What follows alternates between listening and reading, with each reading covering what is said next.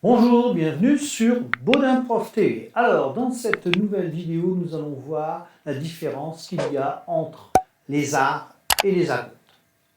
Alors, ce qu'il faut savoir, c'est que les arts et les acomptes, ce sont deux moyens de paiement anticipés. Alors, commençons par les arts. Enfin, pas les lézards. Allez, hop. Alors, les arts, à quoi ça correspond? C'est tout simplement le paiement partiel quand on réserve un bien ou un service. Alors, qui dit paiement partiel va donc entraîner le non-remboursement des arts si l'acheteur annule, on va dire, la réservation.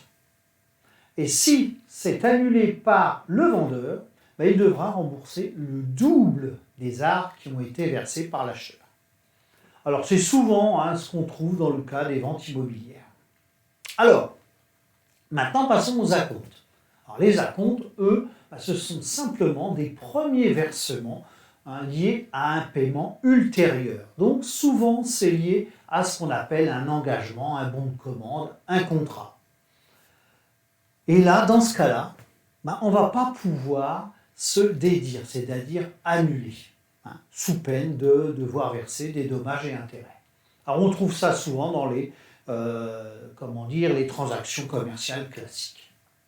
Alors, petite chose à savoir, c'est que le montant des arts et des acomptes, il n'y a pas de règle légale, c'est-à-dire pas de montant fixe, de pourcentage fixe.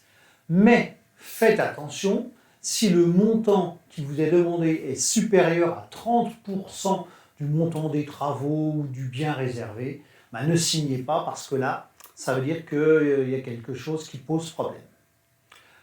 Voilà, j'en ai terminé avec cette vidéo sur la différence entre les arts et les acomptes. Donc si vous avez aimé, n'hésitez pas à liker ma chaîne et à la partager. Merci, au revoir.